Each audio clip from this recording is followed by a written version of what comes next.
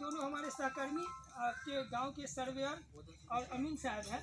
ये लोग भी अपना परिचय दे देंगे, फिर हम सर्वे के बारे में बताएंगे। मेरा नाम आलोक राज है, मैं इस गांव का सर्वे अमीन हूँ। और जैसा कि सर ने आपको सर्वे के बारे में बताया अभी, तो आप लोग सहयोग करिए और जो भी प्रश्न है हम लोग प्रश्न पूछने के लिए आपको समय दिया जाएगा।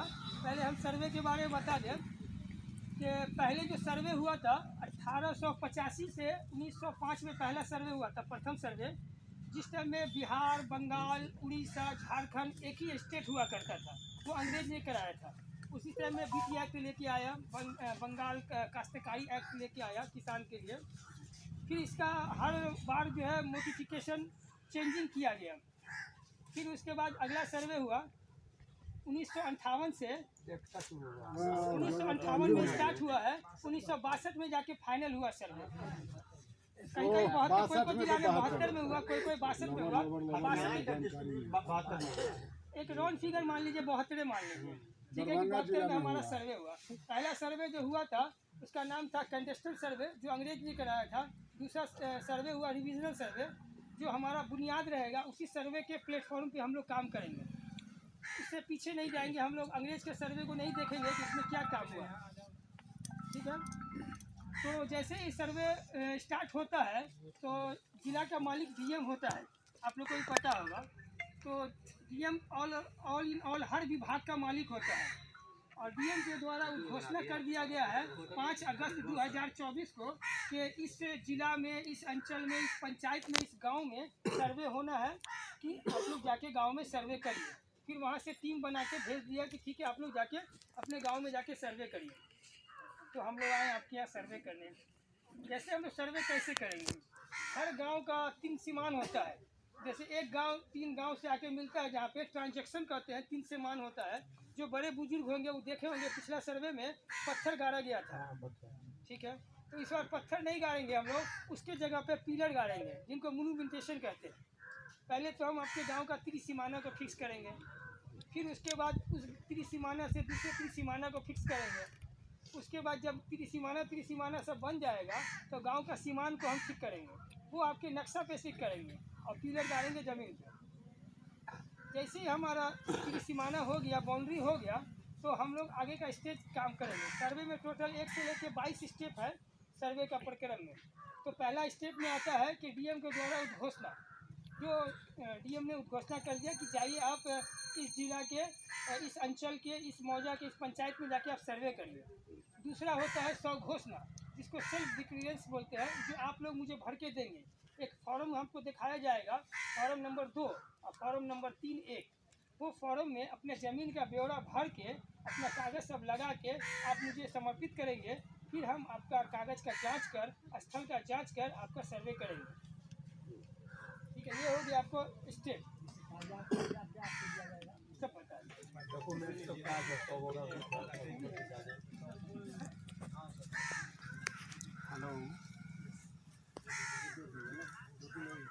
देखिए, यही फॉर्म है सर्वे का, जिसको आप लोग को भर के देना है, अपने हैंडराइटिंग में अपने से लिख के देना है। कॉल करना भूल गया। इसमें पहला ऑप्शन दिया है राजस्व ग्राम का नाम, जिस गांव में आपका जमीन होगा उस गांव का नाम देना है। अगर मान के चलिए घर आपका इस गांव में है, अब बगल वाला गांव में ज़मीन है, तो उस गांव का इसमें डिटेल भरेंगे, जिस मौजा में ज़मीन है। और ज़मीन मौजा का थाना नंबर, रेवेन्यू थाना नंबर होता है, वो डालेंगे। उसके बाद पंचायत का नंबर डालेंगे, हल्का नंबर। उसका पुलिस थाना, वो किस पुलिस थाना के अंतर्गत आता है वो लिखेंगे। अंचल तो गया घाट होगा, जिला मुजफ्फरपुर हो जाएगा। अब पहला कॉलम में देता है रैयत का नाम, इसमें जीवित लोगों का नाम देना है। इससे पहले हम एक और बात बोलते हैं, इसको साथ हम होल्ड करते हैं। जमीन 2 प्रकार की होता है, एगो खतियानी ज़मीन होता है पूर्वज का, एक आपने स्वयं का खरीदा है केवाला, 2 तरह का ज़मीन हो गया। और भी बहुत तरह का होता है, पर्चा उर्चा। अब फिलहाल ये मेन 2 चीज़ है जो हम आपको बता रहे हैं। जो खतियानी ज़मीन होगा उसमें आपको वंशावली के साथ में प्रस्तुत करना है। जो आपका खुद का खरीदा हुआ है उसमें वंशावली की आवश्यकता नहीं है, आप खुद ही अपना फॉर्म भरेंगे इसमें। अगर आप खुद के रहने के वाला किया, खुद जीवित है, तो यहाँ पे अपना डाल देंगे। अगर वंशावली के आधार पे अगर आप उनके वंशज हैं तो उनका नाम देंगे जो वंशज होंगे। उसका स्थानीय पता, जहाँ आपका घर है वहाँ का, जहाँ का आप निवासी है वहाँ का पता देंगे। उसका ज़मीन का खाता, ज़मीन का खेसरा, ज़मीन का रकबा और चौहद्दी। चौहद्दी में कम से कम 2 चौहद्दी भर के देंगे। अगर चारों चौहद्दी जानते हो तो और अच्छी बात है, नहीं जानते हो तो 2 दीजिए। अगर वो भी नहीं जानते तो आप खाली छोड़ दीजिएगा, ठीक है। चौहद्दी में भी वर्तमान रैयत का नाम देंगे। जो स्वर्गवास हो गए उनका नाम नहीं देना है, जो उनके वंशज बचे हैं उस ज़मीन के चौहद्दी में उनका नाम देंगे। उसका दूसरा ज़मीन का किस्म, ज़मीन किस प्रकार है, खेती है, धनहर है, भीट है, मकान है, A to Z ज़मीन का सर्वे होना है। मकान वाला ज़मीन का भी, खेती वाला ज़मीन का भी, जितना ज़मीन है धरती पे अपने मतलब इस मौजा में या इस पंचायत में सबका सर्वे होना है। उसी में ज़मीन का किस्म भर देना है। उसके बाद ज़मीन का अगर रसीद कट रहा है तो जमाबंदी नंबर दीजिएगा, अगर नहीं कट रहा है तो खाली छोड़ देंगे। उसके बाद पूछता है कि ज़मीन आपको कैसे प्राप्त हुआ। जैसे कह रहा है कि आपने केवाला किया है, दान में मिला है, बंदोबस्ती पर्चा है या कोर्ट से मिला, जिस तरह से मिला है उसमें भर देंगे। अगर किसी ज़मीन में विवाद चल रहा है, कोर्ट में केस लंबित है तो केस नंबर इसमें दे देंगे। ये हो गया ये फॉर्म भरने का तरीका। अब एक और है कि वंशावली के बारे में थोड़ा शॉर्ट में बता दें। वंशावली कैसा देना है। वंशावली आपको 2 तरह का होता है वंशावली। एगो जो अभी आपका एक फॉर्म में चला हुआ है जो 4-5 पेज का है, उसमें भी दे सकते हैं। और एक सरपंच का पैड पे पत्रांक दिनांक, उसका जो पैड होता है जिस पंचायत का है, सरपंच के पैड पे पत्रांक दिनांक मोहर के साथ में भी दीजिएगा तो हम वो भी ले लेंगे। क्या है कि इसमें एक जो आता है ना कि 10-15 दिन में, उसमें बहुत समय लगता है। उसमें सचिव भी है, मुखिया भी है, वार्ड भी है, बहुत से लोगों का सिग्नेचर होता है, तो उसमें बनने में समय लगता है। तो उसके लिए आपको कहीं भाग दौड़ करने की ज़रूरत नहीं है। वंशावली में वंशावली से आप अपने सरपंच को बोलेंगे, वो अपने पैड पे बना के दे देंगे। कोई एफिडेविट की आवश्यकता नहीं है, आप पैसे देंगे, हम उसी पे आपको काम कर लेंगे। बहुत हल्का है। एक बंटवारा के बारे में आपको बता दें कि ज़मीन बंटवारा 4 तरह का होता है। पहला बंटवारा होता है जो अंचल से सीओ के द्वारा होता है, जिसमें ऑलरेडी जमाबंदी छिटकता है। दूसरा बंटवारा होता है रजिस्ट्री के द्वारा, कि निबंधन ऑफिस से आप बंटवारा करते हैं। तीसरा बंटवारा होता है कोर्ट, सिविल कोर्ट से बंटवारा होता है। और सबसे आसान बंटवारा है आपसी सहमति बंटवारा, जो आप लोग को कम से कम खर्चा में आपके सहमति के अनुसार हो जाएगा। लेकिन उसमें सब पट्टीदार का सहमति होना आपको अनिवार्य है। अगर किसी एक पट्टीदार का भी अगर सहमति नहीं है तो वो बंटवारा अमान्य हो जाएगा। इसके लिए क्या करेंगे, सबसे आसान बंटवारा में एक शेड्यूल बना लेंगे। एक बड़ा सा कागज़ में शेड्यूल बना लेंगे। मूल रैयत का नाम और उनका कितना खिसरा एक साइड में लिखेंगे। अगर मानिए कि 3 जगह बंटवारा करना है तो शेड्यूल 1, शेड्यूल 2, शेड्यूल 3 बनाएंगे। किस खिसरा से किसको कितना देना है उसमें दर्शाएंगे।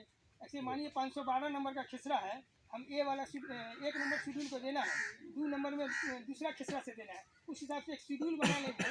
एक 100 रुपये का स्टम्प पे लिखेंगे कि हम लोग के अलावा जो बंटवारा किया गया है इसमें किसी को कोई आपत्ति नहीं है, ये बंटवारा से हम संतुष्ट हैं, इस बंटवारा को मान्य किया जाए तो हम वो बंटवारा मान्य कर लेंगे। वंशावली जो है, हम आपको क्वेश्चन बोलने का भी मौका देंगे। अभी हम पहले, हमारा बात खत्म नहीं हुआ है। जैसे खतियान में होगा कि बहुत सारा खतियान में जो जमीन बिक गया है वो का डिटेल आप बताइए। मंदिर पर सर्वे अगर कोई ज़मीन ऐसा होगा जो आपने केवाला किया है, आपका दाखिल खारिज नहीं हुआ है, तो दाखिल खारिज के लिए भी आपको परेशान होने की आवश्यकता नहीं है। अंचल में जाके आप केवाला के आधार पर सर्वे करा सकते हैं, ठीक है।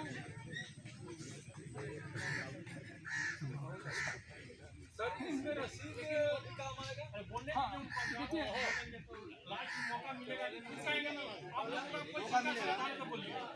हाँ इसमें जो डॉक्यूमेंट देना है फॉर्म के साथ में जो देंगे, अगर खतियानी ज़मीन है तो खतियान का नकल अगर है आपके पास तो देना है।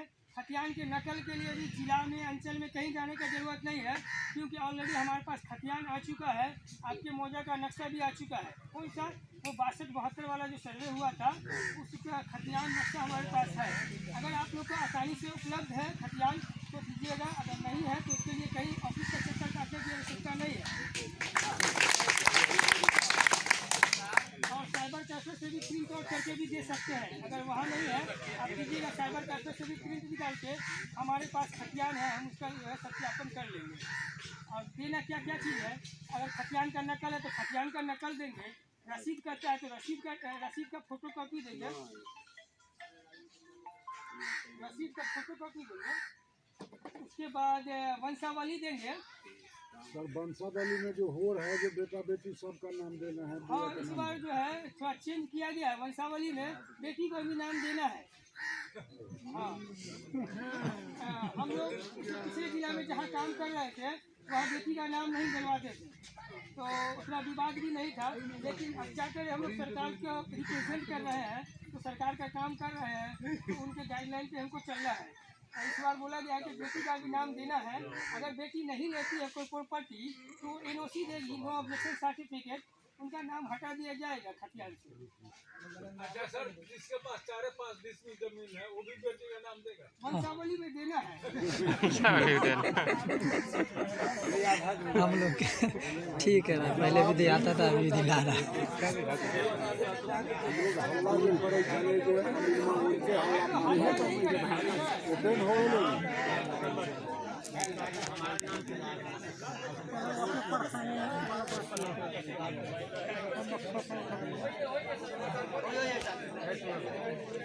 आप लोग चुप रहिएगा तो और भी हम आपको फायदा की बात बताएंगे। सुनो ना कथी सब कहे एक तो आपको कागज बंदी या फॉर्म में क्या क्या देना है, खतियान देना है, जमाबंदी रसीद का छाया कर प्रति, हर कागज का फोटो इसमें देना है। कोई कागज ओरिजिनल किसी को नहीं देना है।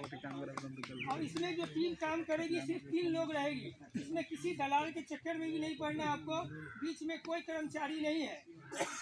ये आपके सर्वेयर साहब है, इनको देख लीजिए, इनका नाम आलोक राज जी है, आलोक राज जी है, और हम हैं कानूनगो, और हमसे एक सीनियर है विकास सर। सिर्फ 3 लोग हैं इस टीम में।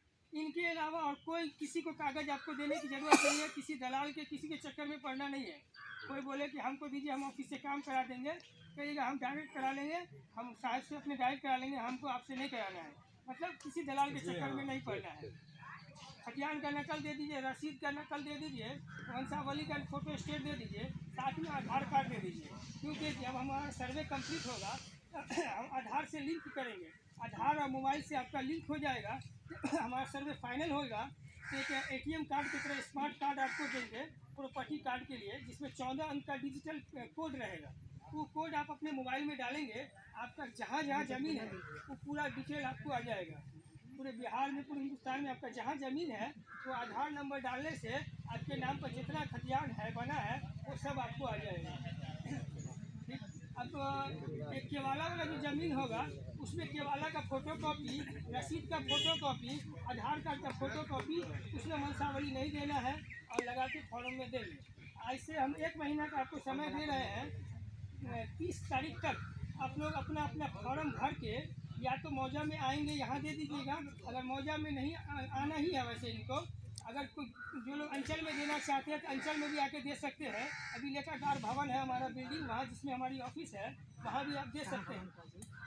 वैसे इनका गिफ्ट रहेगा हफ्ता में 2 दिन 3 दिन का। जब वो आएंगे गांव में तो अपना लोकेशन आप लोग से शेयर कर देंगे कि कहाँ पे, इसीलिए आप लोग का मोबाइल नंबर लिया जा रहा है कि व्हाट्सएप ग्रुप बना दिया जाएगा।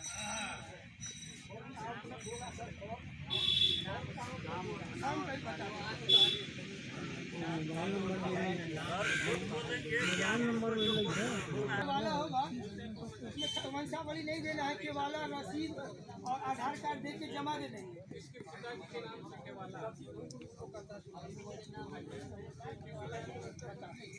अगर मान के चलिए कि मेरे पिताजी के नाम पे केवाला है, मेरे पिताजी स्वर्गवास हो गए हैं, तो आपको वंशावली देना है। अगर केवालादार खुद स्वयं जीवित है तो वंशावली देने की जरूरत नहीं है। सर्वे का मतलब ही होता है खतियान को अपग्रेड करना, मतलब मरे हुए लोगों का नाम हटा के जो जीवित लोग हैं उनका नाम से खतियान बनाना। और कहीं कहीं क्या होगा कि खतियान में 10 डिसमिल जमीन है, नक्शा पे 20 डिसमिल जमीन है, इसमें से बहुत सारा लोगों का होगा, क्वेश्चन भी होगा। तो उस सिचुएशन में आप क्या करिएगा, ये पूछिएगा भी, तो पहले आपको जवाब दे देते उसमें क्या होगा। उस सिचुएशन में खतियान को भूल के हम नक्शा को मानेंगे। अगर आपको खतियान में 10 डिसमिल है, नक्शा में 20 डिसमिल है, तो आपको 20 डिसमिल मिलेगा। मतलब नक्शा को प्रीफर करेंगे, प्राथमिकता जो देंगे हम नक्शा को देंगे। अगर कभी ऐसा होगा कि नक्शा में भी खतियान में 20 डिसमिल है और नक्शा में 10 डिसमिल है तो आपको 10 डिसमिल मिलेगा, क्योंकि नक्शा को हम प्राथमिकता देंगे, नक्शा में ही जितना रहेगा हम उतना ही जमीन देंगे। ये आप आगे क्वेश्चन करिएगा, इससे पहले हम ही आपको जवाब देंगे। ये सर एक नंबर अपना दीजिए। लाइन नंबर मांगला नहीं ये एकरे दे दिया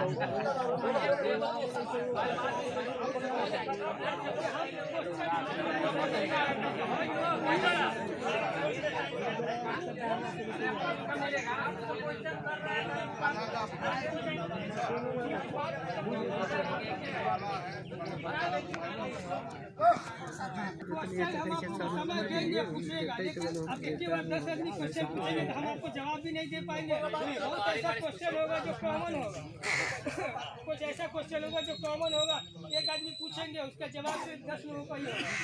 तो जिनको क्वेश्चन पूछना होगा वो आगे आएंगे, एक आदमी क्वेश्चन पूछेंगे, बाकी सब लोग चुप रहेंगे, फिर हम जवाब देंगे, फिर जो है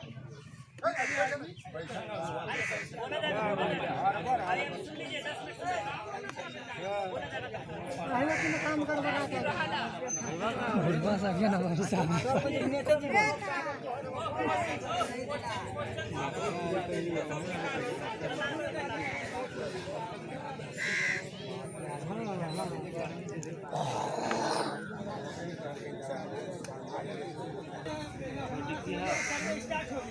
आप लोग का जो भी सवाल का जवाब पूछना है कमेंट बॉक्स में पूछे, मैं उसका उत्तर दूंगा।